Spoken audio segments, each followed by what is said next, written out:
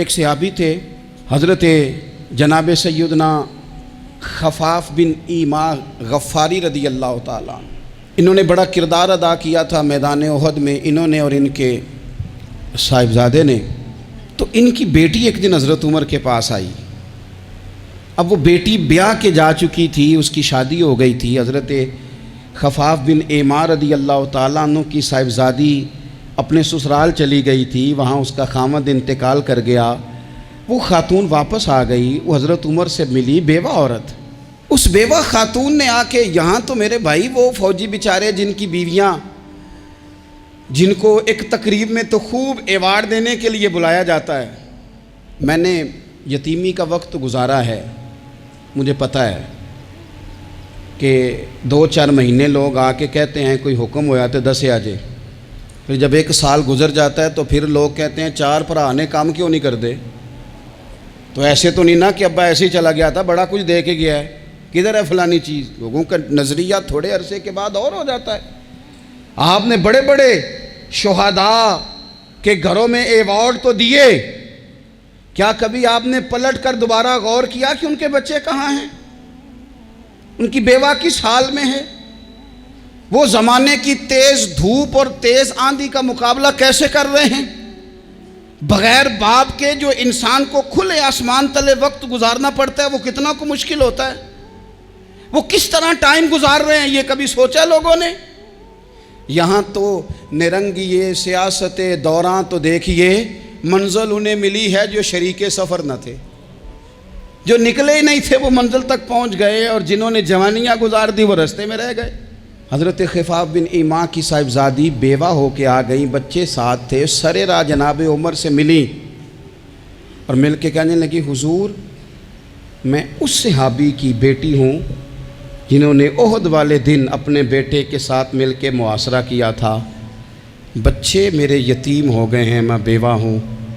حضرت فاروق اعظم رضی اللہ تعالیٰ عنہ نے فہرست نہیں مانگی، خرچے کی ڈیٹیل نہیں مانگی، تم آنا فلانے سے ملنا، پرسوں 9 بجے آ جانا دفتر، یہ کوئی بات نہیں کی۔ حضرت عمر غور سے کھڑے، اس بیٹی کی بات سنی، چھم چھم سیدنا فاروق کی آنکھوں سے آنسو گرے، دوڑ کے گھر گئے، ایک اونٹ نکالا، وہاں سے مال غنیمت کا مال کے بھر کے 2 بوریاں، اور بوریوں میں کیا تھا؟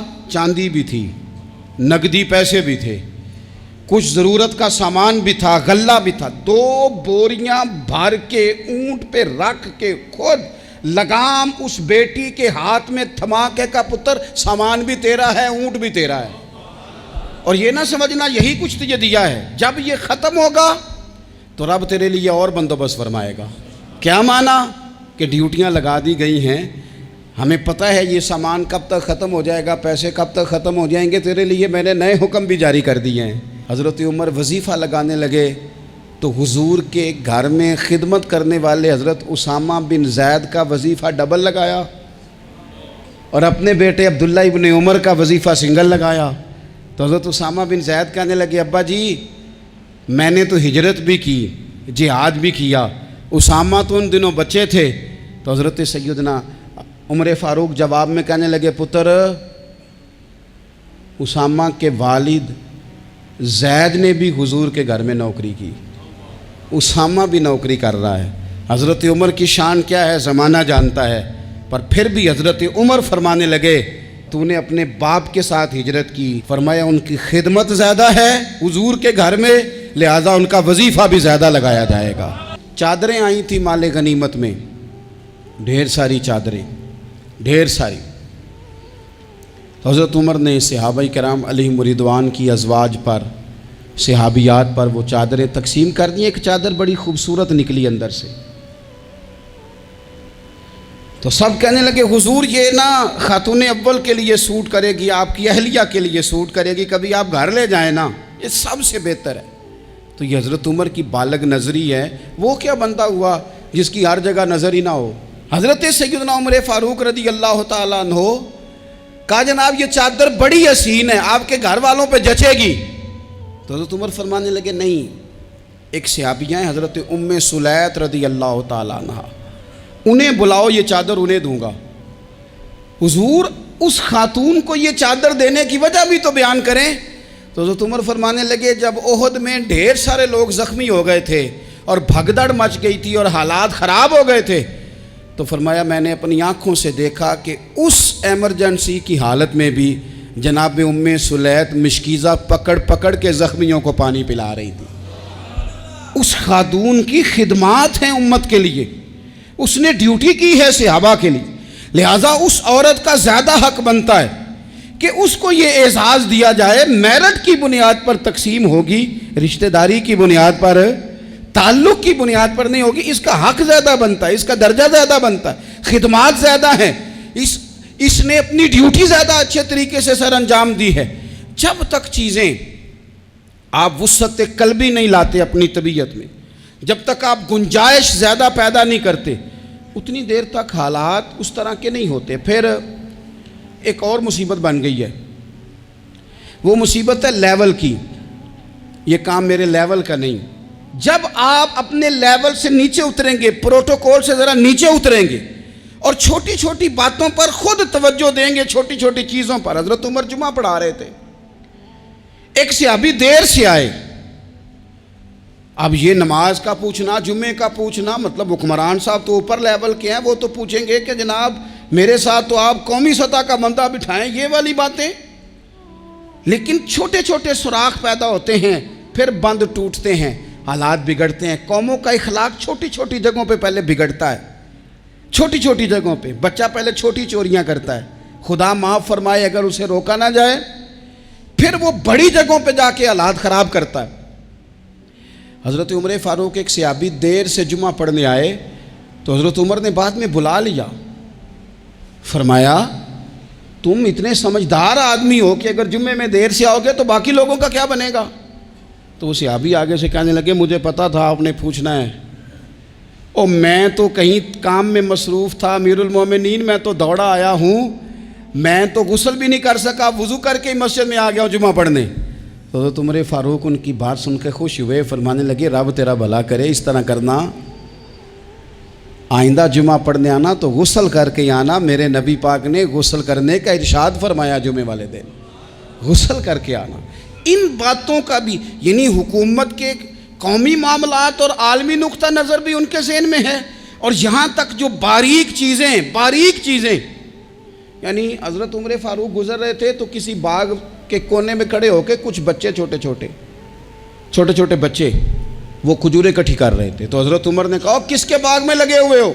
سب بچے دوڑ گئے، تو حضرت سنان بن سلمہ فرماتے میں ابھی چھوٹا تھا، میں کھڑا ہو گیا تو میں نے کہا حضور ہم نے توڑ کے نہیں کھجوریں کھائیں، گری ہوئی کھائی ہیں، اور آپ کو پتہ ہے جو رستے میں گر جائیں وہ اٹھانی ناجائز نہیں ہوتی، تو حضور یہ گری ہوئی کھجوریں کھائی ہیں۔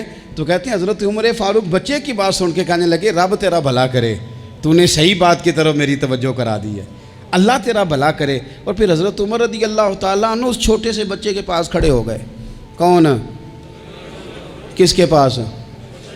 نہیں، خواب تو نہیں دیکھ رہے میں اور آپ، حکمران وقت 22 لاکھ مربع میل کا حکمران بچے کے پاس کھڑے ہو گئے، چھوٹے بچے کے پاس۔ دکان پہ غریب آدمی چڑھ آئے نا، دکاندار صاحب اللہ ماشاءاللہ ان کا مزاج خراب ہو جاتا ہے، وہ تیسری چیز کہ نا وہ والی دکھاؤ تو کہتے لینیاں تے لے تو جا، اور اگر تگڑا بندہ آ جائے تو کہتے ہیں جناب آپ اس طرح کریں نشاندہی کر دے، میں انشاءاللہ خرید کے لا کے پیش کر دوں گا۔ مزاج بدل جاتا ہے، غریبوں کے پاس، چھوٹوں کے پاس، عام آدمی کے پاس آپ جائیں۔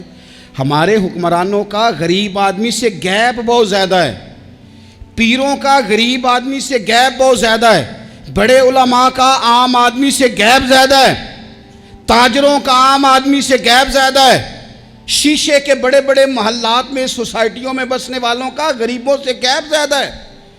اس لیے امیر غریب کی تفریق بڑھ گئی ہے، حالات اور طرح کے ہو گئے، بعض غرباء امیروں سے نفرت کرنے لگ گئے۔ ہماری شادی بیاہ تقریبات افطاریاں ان میں ہم اپنے لیول کے لوگ بلاتے ہیں جن سے ہمیں کاروباری ضروریات وابستہ ہوتی ہیں، ہم نے اس طرح کا ماحول بنایا۔ اس کا نقصان یہ ہوا ہے کہ معاشرے میں کئی قسم کی سوچیں پنپنے لگی ہیں، وسوسے غالب آنے لگے، بعضوں کا تنگ آمد بجنگ آمد، جب غریبوں کے بچے زیادہ تنگ آتے ہیں پھر ہتھیار اٹھاتے ہیں، پھر قلم چھوڑ دیتے ہیں۔ سوچنے کی ضرورت ہے ملک میں کہ برائی جنم لیتی کہاں سے ہے. یہاں تک اتر کے حضرت عمر فاروق ان لوگوں سے پیار کرتے. اب وہ بچے نے بات سنا دی حضرت سنان بن سلمہ نے، تو جناب عمر فاروق سے بچے نے فٹافٹ ایک اور فرمائش بھی کر دی. کہنے لگا حضور میں نے کھجوریں زیادہ جمع کر لی ہیں، وہ میرے دوست سارے بھاگ گئے ہیں آپ کو دیکھ کے، اب میں جب جاؤں گا نا تو کھجوریں میرے حصے کی ہیں. ہوں میں غریب بچہ، ماڑے گھر سے تعلق ہے، وہ میری کھجوریں چھین لیں گے. حضرت عمر کے ساتھ سپاہی بھی تھے، سارا کچھ بھی تھا. حضرت عمر نے بچے کا بازو پکڑا، فرمایا چل میں تجھے تیرے گھر چھوڑ کے آتا ہوں. حضرت عمر اس غریب کے دروازے پہ دستک دے کے کہا تیرا پتر تھا، پکڑ کے اس لیے لایا ہوں کوئی امیر زادہ اس غریب کے بچے کو تنگ نہ کر سکے. اللہ کوئی ایک بھیجنا حضرت فاروق اعظم کا ماننے والا جو غریب کے بچے کا بازو تھامے اور اسے کہے کہ کوئی امیر زادہ اس پر ظلم نہیں کرے گا، کوئی اسے تھپڑ نہیں مارے گا، کوئی اس کے حصے کے نمبر نہیں لے گا، کوئی اس کی جگہ رشوت دے کے نوکری پہ نہیں بیٹھ جائے گا، کوئی اس کی جگہ پیسے دے کے آگے نہیں بڑھ جائے گا. کوئی آئے نا جو اشک شوئی کرے، جو آنسو پونچھے لوگوں کے. لیکن یہاں تو منزل انہیں ملی ہے جو شریک سفر نہ تھے. میرے عزیزو، اس نہج پر دین نے ہمیں اسباق پڑھائے. اس نہج پر حضرت عمر چھوٹی چیزوں کا، مسجد نبوی شریف میں آپ نے دیکھا دو لوگ اونچی آواز میں بات کر رہے ہیں، تو حضرت عمر نے فرمایا انہیں بلا کے لاؤ. بلا کے لایا، فرمایا تمہیں پتہ نہیں یہ حضور کی مسجد ہے؟ لا ترفعوا اصواتکم فوق صوت النبی، اے پائے نظر ہوش میں آ، یہ کوہ نبی ہے. آنکھوں سے بھی چلنا یہاں بے ادبی ہے. پتہ نہیں وہاں سارے نعرے ہی غلط ہیں. کسی کے مرد آباد کا نعرہ ہو تو وہ بھی غلط، اور کسی کے زندہ آباد کا نعرہ ہو تو وہ بھی غلط. وہاں ایک کی نعرہ صرف اچھا لگتا ہے، وہ کیا ہے؟ یا رسول اللہ انظر حالنا، یا حبیب اللہ اسما. وہاں ایک کی نعرہ اچھا لگتا ہے کہ سونے آ گئے ہیں نظر کرم ہو جائے. یا رسول اللہ پہنچ گئے ہیں، روزے دے دوالے نے غلامہ دیاں ٹولیاں، او ویکھو ایک پہ سن دے کروڑاں دیاں بولیاں. وہاں یہی نعرہ اچھا لگتا ہے. لب واہ ہیں، آنکھیں بند ہیں، پھیلی ہیں جھولیاں. کتنی مزے کی بھیک تیرے پاک در کی ہے. اور قربان جاؤں اپنے امام پر، اس قلم پہ واری جس سے وہ لکھا کرتے تھے. کہنے لگے کعبے کا نام تک نہ لیا، طیبہ ہی کہا. پوچھا جو تھا کسی نے کہ عظیمت کدھر کی ہے، ان کے طفیل حج بھی خدا نے کرا دیے، ورنہ اصل مراد حاضری تو اس پاک در کی ہے.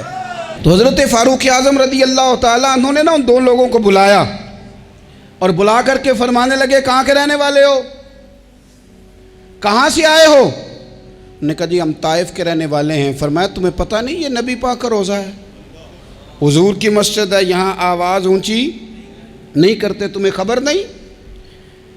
اور پھر حضرت عمر فرمانے لگے اگر تم مدینے کے رہنے والے ہوتے تو میں تمہیں کوڑے مارتا، میں تمہیں سزا دیتا. تمہیں پتہ نہیں کہ کس طرح کا مزاج اور ماحول ہونا چاہیے. تو حضرت فاروق اعظم رضی اللہ تعالیٰ عنہ کی جو خدمات ہیں، آپ تو بازاروں میں جب جاتے تھے نا تو فرماتے تھے ہمارے بازار میں صرف وہ بندہ آ کے کام کرے جو دین کا علم جانتا ہے، جسے تجارت کے اصول پتہ ہیں وہ آئے. دوسرے کو بیٹھنے نہیں دیتے تھے. اپنے مزاج کے لحاظ سے، اپنی طبیعت کے لحاظ سے مخلوق کے لیے دلوں میں نرمی رکھتے تھے، مزاج میں نرمی. ایک بات آپ نے کئی دفعہ سنی ہوگی، میرا بڑا دل کرتا ہے پھر سے اس کو دہراؤں. میں نے اسے سینکڑوں بار پڑھا ہے. جب طبیعت پوری بے چین ہوتی ہے اور اپنی ذمہ داریوں کا احساس کرنے کو دل کرتا ہے نا، تو پھر خیال آتا ہے کہ ہم بھی پڑھیں ذرا ان چیزوں کو. بار بار پڑھتا ہوں تاکہ احساس ذمہ داری پیدا ہو. آپ کے غلام اسلم فرماتے ہیں رات کو میں اور جناب عمر نکلے تھے تو ایک مکان میں ہم نے دیکھا کہ ایک عورت نے نا، اس کے بچے بار بار شور کر رہے ہیں اور وہ کچھ پکا رہی ہے، آواز آ رہی ہے. تو حضرت عمر نے دروازے پہ دستک دی. کون ہے دروازے پہ؟ کہا میں ایک غلام ہوں. حضرت عمر کہتے ہیں غلام ہوں. بہن کیا مسئلہ ہے، بچے کیوں رو رہے ہیں؟ تو بی بی کہنے لگی تمہیں کیوں بتاؤں، جاؤ نا اپنا کام کرو. حضرت عمر نے اصرار کیا تو تلخ لہجے میں جس سے غصہ نہیں کر جاتے حکمران، councillor, chairman, M P M N A, ناراض نہیں ہو جاتے. اس تلخ لہجے میں بی بی کہنے لگی دعا کرو اللہ میرے اور عمر کے درمیان قیامت میں فیصلہ کرے. کیسا حکمران ہے کہ اس کی حکومت میں میرے بچے بھوکے سوتے ہیں. یہ میں نے پانی میں روڑے ڈال کے چڑھائے ہیں، لیکن یہ پیٹ کی بھوک یہ بڑی ڈاڈھی ہوتی ہے، یہ نیند بھی نہیں آنے دیتی. خیال تھا رو دو کے سو جائیں گے، پر سو بھی نہیں رہے. حضرت فاروق اعظم دوڑے گئے، گھر سے سامان، اناج، غلہ کندھے پہ رکھا. خادم کہتے ہیں میں نے کہا کہ مجھے دے دیں. فرمانے لگے چل تو وعدہ کرنا قیامت میں بھی میرے بوجھ اٹھائے گا. کہا حضور نہیں، وہ تو میرے بس کی بات نہیں. فرمایا پھر مجھے کرنے دے. دوڑے آئے، اس خاتون کے دروازے پر لا کے وہ چیزیں رکھیں. کہا بہن اگر تو پردہ کر لے تو یہ غلام نہ آج کھانا پکا دے تیرے بچوں.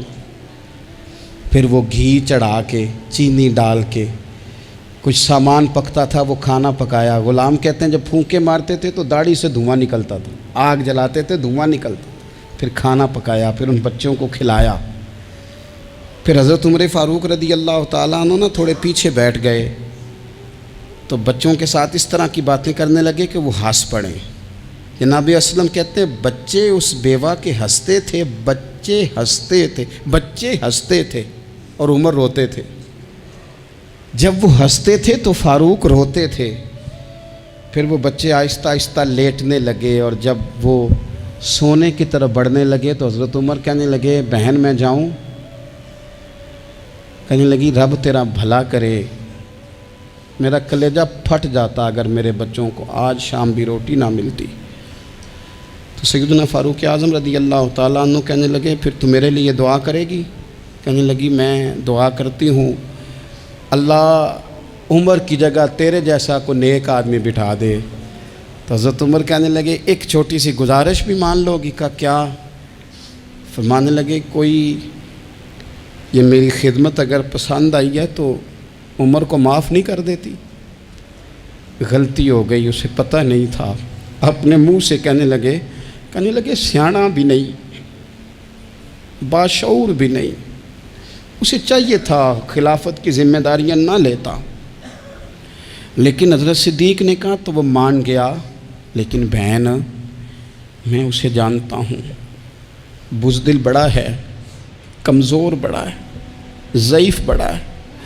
اگر تو قیامت میں اس کی شکایت لگائے گی تو بڑا کمزور پڑ جائے گا، اس کے لیے مشکل ہو جائے گا.